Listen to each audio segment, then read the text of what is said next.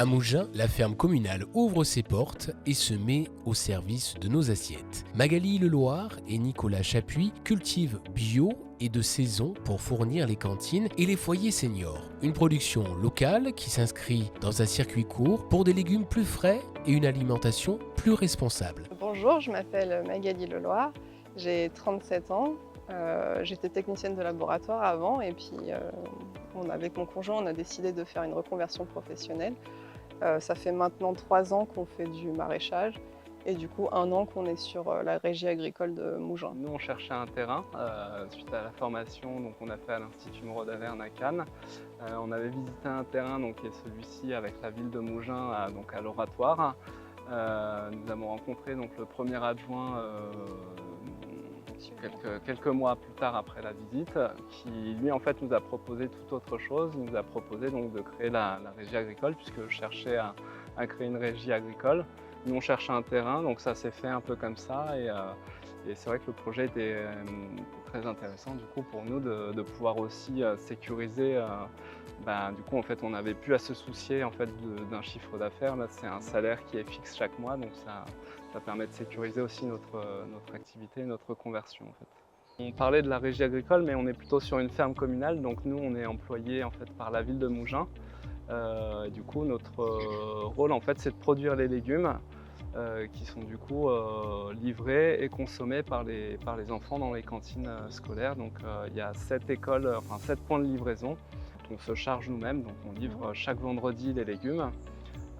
Donc il faut savoir que nous en amont, en fait, une semaine à l'avance, on va mettre sur un fichier qui est disponible en ligne par le CCS la liste des légumes qui sont disponibles. Et en fonction de ce quantitatif de légumes disponibles, elles vont répartir en fait par école les différentes commandes de légumes. Suite à ça, nous on vient faire le conditionnement et après on va livrer en fait les légumes le vendredi matin. En fait. Donc le but de la création de cette ferme communale, c'est de produire des aliments qui soient bio, qui soient produits localement, qui soient aussi de saison. Pour alimenter les cantines et pour que les enfants puissent les consommer du coup toute l'année, mais surtout d'avoir des produits de saison et qui soient sains, issus des terres mouginoises. On a des carottes, les pommes de terre, les courges. Concombres, tomates, courgettes, aubergines, les poivrons qui sont derrière, des salades. Tout ce qui est choux aussi, ouais. Ouais. Oui, ils aiment beaucoup les brocolis ici. Ça nous a un peu étonnés, mais, mais bon. Voilà.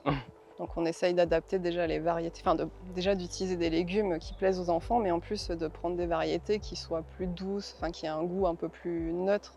Les légumes qu'on produit sont réalisés en fonction d'un planning qui nous a été donné par le CCAS, donc en fonction des besoins en fait des cantines. On a le quantitatif pour chaque légume dont ils ont besoin, et puis après nous en fait on va adapter la production. Sur une planification. Oui, voilà, sur une planification. On planifie les légumes à l'avance, donc 1 an à l'avance. Ça nous permet d'organiser les commandes de semences, etc. Puisqu'on fait tous les semis des légumes, on n'achète aucun plant. Et du coup, tous les légumes en fait, qui sont produits en fonction de la quantité qui nous a été demandée. Alors il peut arriver des fois que la nature soit plus généreuse que ce qui était prévu, mais on essaye d'être le plus précis possible. Pour arriver à fournir du coup les légumes en fonction de ce qui est demandé.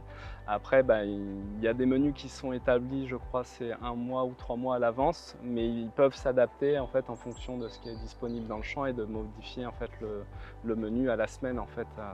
Ça peut être bouleversé au dernier moment en fait, en fonction de ce qu'on a en disponibilité. En été, on va commencer par les récoltes. Parce que en fait, la saison estivale correspond à énormément de récoltes, puisqu'il y a les tomates, les courgettes, les aubergines. Qu'est-ce qu'il y a d'autre? Les concombres. Oui, les concombres, oui, beaucoup de concombres. Oui, donc on va faire ça. Après, on va faire de l'entretien, c'est-à-dire du palissage des cultures. Donc on retuteur les cultures sur une ficelle, on va les tailler, il y a du désherbage. On a aussi tous les semis à prévoir pour les plantations qui suivront. Qu'est-ce qu'on a d'autre? On a tout ce qui est la préparation des commandes pour les livraisons dans les cantines, donc ça nous prend aussi pas mal de temps. On conditionne les légumes.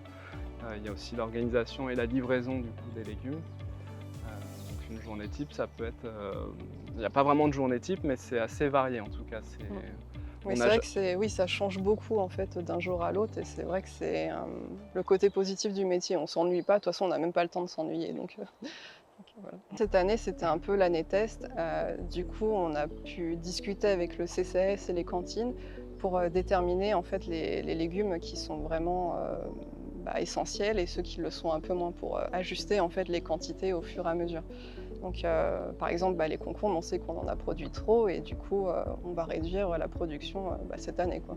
On est à 6700 m², on a à peu près 1100 m² de tunnels, donc qui nous permettent de faire des cultures un peu plus rapides l'hiver, puisqu'on accélère le temps de croissance, mais aussi l'été, d'avoir des légumes d'été un peu plus précocement, et aussi de pouvoir les conduire verticalement, puisque du coup on a des supports de culture dans les tunnels qui nous permettent d'optimiser l'espace et d'avoir des rangs de concombres pâtissés plutôt que de les avoir au sol. Pareil pour les tomates. On est très autonome, donc, puisque même la formation qu'on avait fait, en fait, on s'est formé à côté, donc on n'a pas attendu d'une formation pour apprendre les choses, en fait. Donc, puis l'agriculture, il n'y a pas de... C'est pas figé en fait dans le temps, donc ça évolue constamment, on est obligé tout le temps de se remettre en question. Donc, Oui, c'est vrai qu'on se documente beaucoup en fait. oui. On regarde ce qui se passe à côté, puis après on adapte en fonction. On fait des tests aussi. C'est ça, ouais. On continue à faire des essais, puisqu'il y a, de toute façon, il y a forcément à s'adapter par rapport aux enjeux climatiques. Donc on essaye de faire au mieux en fait avec ce que la nature nous met à disposition en fait. On reçoit des enfants qui viennent justement voir ce qu'on cultive. Et puis en plus, ça va les motiver à manger ce qu'on produit. Et du coup, on a des ânes aussi qui circulent autour du terrain.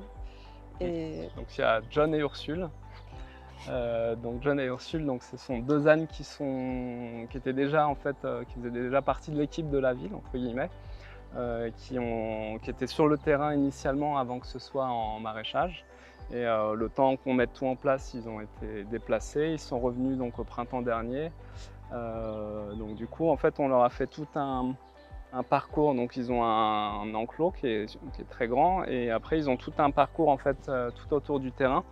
Donc ils peuvent vraiment faire tout le tour de l'exploitation. Et nous, on leur jette souvent des mauvaises herbes. Il y a des légumes qui sont pas consommables, donc on leur donne aussi. Et ils servent aussi des broussailleuses, puisqu'ils nous défrichent un peu les chemins. On a même le chemin principal entre les tunnels où en fait on va mettre des rubans électrifiés ou des cordages pour pouvoir les faire passer dans les chemins et débroussailler les chemins. Donc comme ça ils travaillent avec nous en même temps que nous on fait autre chose sur le terrain. Et ils servent aussi un peu de surveillance, puisque dès que quelqu'un qui ne connaissent pas va arriver sur le terrain, ils vont braire. Donc du coup, ça signale un peu la présence d'un intrus sur le terrain.